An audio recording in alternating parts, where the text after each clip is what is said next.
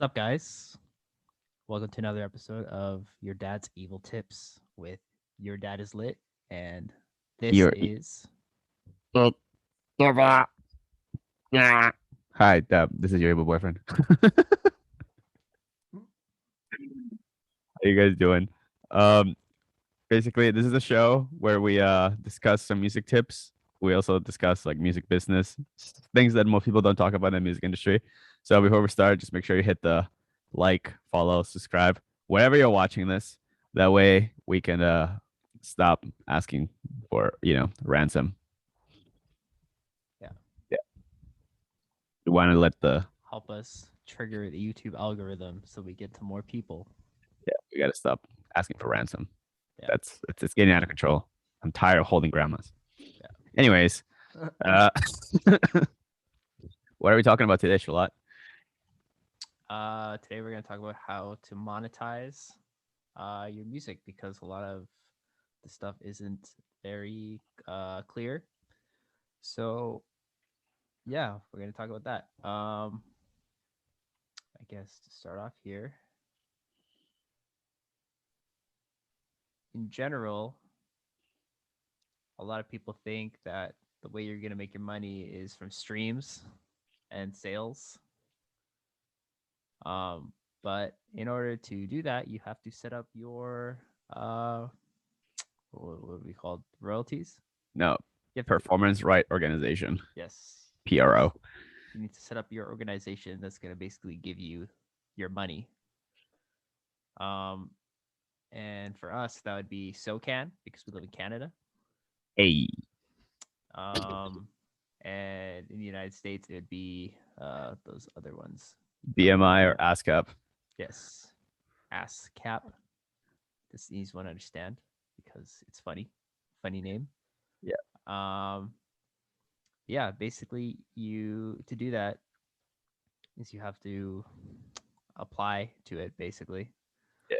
and usually takes a few months. So like, if you're actually gonna start making music, you should apply to it right away and um, get that set up. It does take a little while, Yeah. and send them some basic information. Basically, whenever you release a new song, you have to basically um, submit that song to SOCAN or ASCAP or BMI, and you have to basically tell them how you're splitting up the royalties between yourself and the labels or whoever else you are splitting up royalties with. And basically, they take care of that for you. Let me just clarify a couple of stuff. So Charlotte is talking about like small labels. Most of the time, small labels will not do that shit. I have plenty of records that I've signed with labels that like they haven't done any of that, and I'm like, interesting. So some other labels though, they will do it for you, and you will get an email letting you know that there's a conflict of interest versus what you report Oh on the yeah, label, and it doesn't matter. You're still gonna get paid the same, but like just register all your work just to be safe. There's a lot of labels even on the big side that don't do that, so just register your work just to make sure that it's all good. So, yeah, yeah. Might have some money out there that's just like chilling. yeah. Oh Um, yeah, a couple of stuff though. There's a couple of things that the PROs will not do, which is why you have to sign up for Sound Exchange. For example, if you get played on Sirius XM, they do not track that, so you do have to set up something with like Sound Exchange, that way you get paid properly, and that is free to set up. Just make sure that if you're an independent artist, you're also the label. If you are a signed artist, though, um, then you can only register as an artist, right? So just something to keep in mind. yes. Um, yeah, it's basically how you get your royalties. There's the stuff like Beatport sales, stuff like that. You get paid out by the label. It's done once you get a certain amount of sales, a certain amount of money. So some people might be just thinking they're like, "Wow, I'm not getting paid for my music." It's like, no, you just haven't actually like made enough money yet for them to pay you out.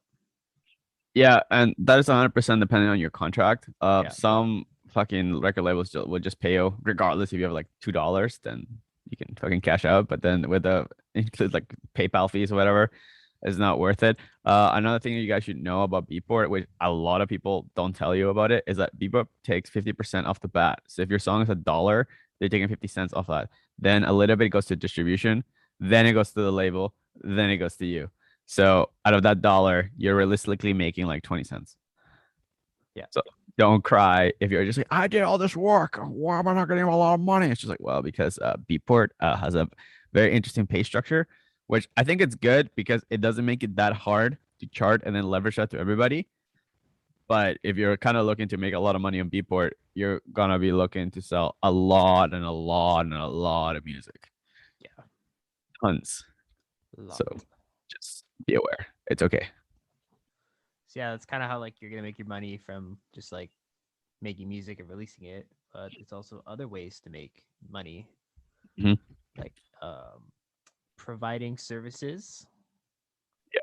Um, that can come from mixing and mastering services. You can ghost produce for people, which is basically when someone pays you money to write their song, but you don't get your name on the song, but you get paid generally more money than you would have actually like releasing it. That's if like doesn't get big, right? Yeah. Because a lot of music doesn't really make a lot of money, but if you just make it for somebody and they take the credit, then you're actually probably gonna make a little more money from that song than you would have if you release the song. So it's kind of like your call. Um, Obviously, if it blows up and you're just like, oh no, but obviously it's a very small chance. Yeah, let me just go a little deeper into that. So for ghost production, that doesn't mean that you're 100 gonna be selling your track to an artist. Um, Contrary to popular belief, is that people think like, oh, you're ghosted. Yeah, you like buying a record for somebody. You're like, yeah, most ghost producers will not just do that. They will sell you their track and then they'll take a little bit of the back end. So for example, there's a lot of records Like Chris by really Lake. big artists that you guys know the song Fisher and Losing It. If you actually look at the credits, Chris Lake is there. Yeah. Now what But if that you could play on mean, iTunes or something, it's just Fisher. yeah, but that could Yeah. mean many things though. Yeah. Maybe Chris Lake helped finish it, right? Yeah. Maybe actually Fisher like built all of it. You don't know that, right? All you know is that Chris Lake is credited. So either he mastered it, he produced it a little bit, right? So he is getting like a little bit of a kickback on the back end, right? Now, for example, like my buddy and I, Matt, we just hired the singer and she was cool, just getting credited in the credits, but we will not pay her any royalties. Right. So for Ghost Production, it could be either the same. You could be either be just credited or like if you're like Martin Warwick or something like that, you will have to pay him a cut of your royalties on top of him writing for you. And I think he takes like not much. I think he takes like 5 or 10%, but still, it depends on like every case. So just Ghost Production doesn't mean you're selling your song 100%. You can still make money from the royalties on the back end, but your name will not be on the front end of like credits. So Yeah.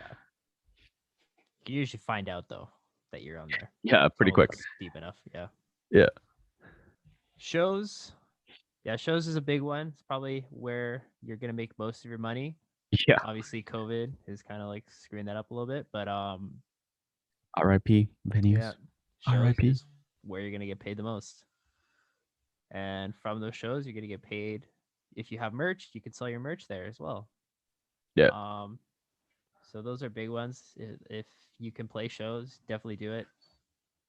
Um, yeah, because that's gonna be all of your money. Yeah. For shows, there's many different types of shows, right? If you're gonna be playing like at a pizza joint, um, maybe they're not gonna like promote you that heavily. If you're playing at a club, depending on the club, if you're like opening or headlining, then again that depends where how you're gonna get paid for that. If you're like the headliner of a club, you'll probably get paid decent, right? When you're playing a festival though, that's a different rate. So one thing that is most artists should know is that the festival rate will not be the same as the club rate. There's quite a big difference. Now, the reason why the rate is different is because an artist might have to spend their own money to make the production of the stage even bigger. For example, Coachella, the average artist to play that show loses money because they invest heavily into like pyro, visuals, maybe they hire like crazy ass dancers or whatever. So just keep that in mind. The rate that my charge an artist might charge on a like a festival will be considerably different than what it is at like a club. At a club, you only really need two people there. You need the manager or like the touring manager, and you need the actual artist to be there to make sure that everything's cool. They usually have their own visuals guys, like the club has their own. Unless like the artist, something like Paul Van Dyke, they will actually fly out their own visuals guys to make sure that everything's on point. But for the most part, you don't really have to worry about it. However, when you're playing a festival, something like Ultra or something, there's a whole team of people that have to be there, visual guys, pyro guys. Maybe there's like different type of like managers you need to be there, like not just your touring manager, but also like your regular manager. So yeah. And how do I know all this? Because I got friends and they tell me shit, right? Yeah. That's how I know Well, all this stuff. also depending on what festivals you play, you can't play other ones. Yeah. So just be aware of that. Yeah. One thing that nobody tells you is that just be very aware who the promoter is. Do not book a show in a club that has like the competition in the same city. So, for example, I live in Vancouver, and I work for Solid, and they're dope. And you are rarely gonna see Tiesto at a competing promoter because Solid has a really strong relationship with those guys. Now, things may happen because of venue changes. Then there might be a time in which like the artist can switch promoters, but that only happens if you're Tiesto. Yeah. Most of the time, you kind of stick into one promoter, especially if it's in a competitive city. And there's different clubs where you can't play at if it's owned by a competitor. So just be aware, do your research. Don't just take every gig that you can because otherwise you're gonna fuck yourself over. So merch, there's many different types of stuff that you can do to sell your merchandise. Obviously, like Shalot say, you can sell it at your shows and that's all good, or you can go directly from your website to the consumer. Um, there are some platforms that will make it really easy and you won't really have to worry about fulfillment. Basically, you just set up the website and then they ship it out and they handle everything. Now, for the most part, those third party ones are pretty good if the quality of the clothing is good. However, they do take a big cut. So what more artists do is at the beginning, they usually just buy a lot of t-shirts and just take them wherever they go. That way they can sell that stuff. And it's actually a lot cheaper and they earn more money. The problem is that when they actually have to like go international, that's when the issues happen. So yeah. Fulfillment can be an issue, especially if you're shipping to Australia and you're North America, or you have to go like somewhere like kind of far, like Estonia or something like that. So just be very aware of merch. Um, Another way you can make money is you can do consulting, right? There's websites where you can literally just hire one of your favorite artists for like $100 an hour, and then just ask them question about whatever the hell you want. So, for example, I've booked an hour with like Henry Fong a couple of times. He taught me quite a bit, right? Like, there's other artists that you can do this too. There's websites for this too. If you guys want to know where you can do this stuff, just shoot me a DM and I'll tell you where to go. And yeah, you can get consulting not just on artists. You can also just like, if, for example, if you're a manager, you can also like offer consulting, and you can be an artist and a manager at the same time, which is kind of crazy. Yeah. Yeah. Yeah. It's like Uh, that with the basic website's dedicated to like that kind of like one-on-one stuff. So like it's pretty easy to find sometimes. Usually they're pretty big artists. It's yeah. just bigger artists can be more expensive. But um yeah, I guess the next one would be That's something you fine. have experience in, which is working in labels in different Right. positions, like A&R. Mm. Diego's an A&R. And yeah, it's a pretty good opportunity to monetize your stuff. And basically gets you a lot of experience in dealing with labels and kind of figuring out what the industry is like. Um, yeah, maybe you could talk about that. Sure. So my job as an A&R is basically listen to demos and figure out what do I want to do with that artist. There's two types of A&Rs, and I've learned this as I've gotten like more and more into this position. There's the A&R that really helps make the song great. I am not that guy. I will not help you make your song better. All I will do is tell you this works, it doesn't work. That's it. I only care about is what are you gonna do for marketing and how you're gonna promote your record. That way you're like at least sign up and build upon that. Right. If you don't know what you're doing marketing wise, then I can't help you. If you're telling me to help you finish your song, I will not help you because you should be sending us like complete basically piece of work. Now the advantages of this job from like field monetize is like obviously you're gonna get paid, right? For this position. You're not gonna do it for free.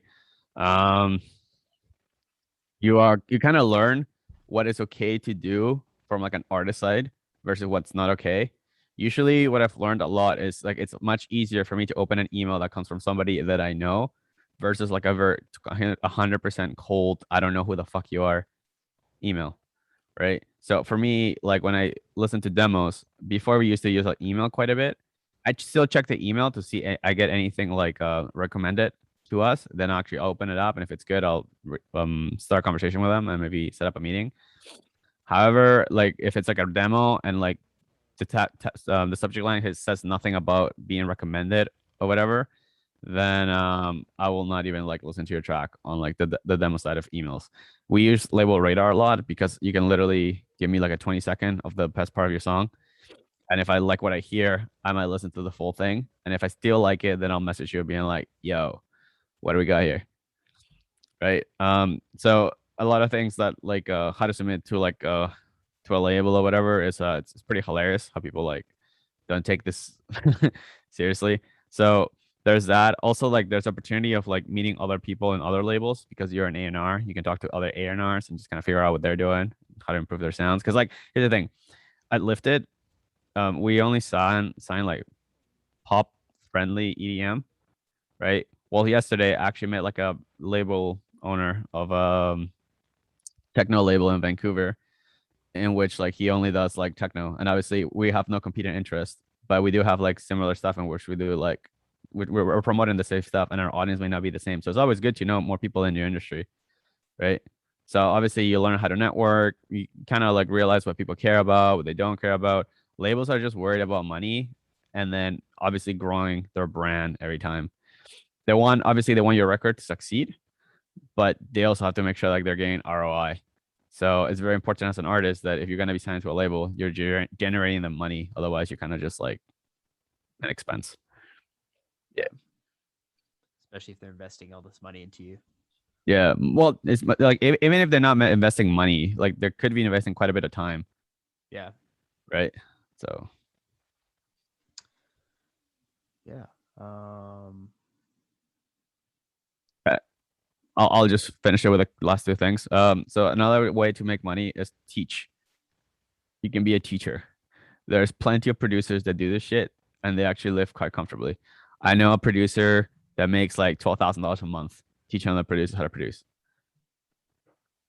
Yeah. And like, fuck man, like for me to teach you how to produce, like it would be so funny to do that. But like I feel like once you become a teacher, it's a little bit hard to step out of that position. However, if you want to just be involved in the music scene and teach people how to make music, that's cool too. Yeah. Yeah. So that is one way. You just might be known for teaching and not your music, which is a little bit of a yeah. Once someone places you in like in a box of doing something, then it's hard to kind of get out of that. Yeah, like you can even like let's talk about like mixing and mastering. So for example, like I've actually learned how to mix and master from like a guy that like gets like hella Grammys, Blake Lagrange. Dope. You've probably seen his ad everywhere. I actually was on one of the early adapters of his class because I got recommended from one of my master classes that I took. And yeah, like it's super dope. He teaches you how to make money with mastering. The only thing though is that you realize as you kind of doing is like you're either gonna become a master engineer for a while, and then you'll have enough time to make your own music, but you're not going to become a master engineer part time and then slowly become an artist. Keep growing your artist because to become a master engineer, it takes a lot of time and a lot of effort. You have to get clients. You have to learn how to onboard people. You have to learn how to like deal with the customers. Of course, Blake teaches you all that, but in reality, when you're actually trying to get customers, it takes quite a bit and it's quite a bit of effort. So just keep in mind, like if you decide to monetize your shit, um, it might take you a bit to be able to go back and be an artist if you want to do it properly, right? So what a lot of people do is like they make YouTube videos on how to teach people, and then they eventually like made a course. But most of them, like, when was the last time you actually heard any of those artists promote their music like crazy?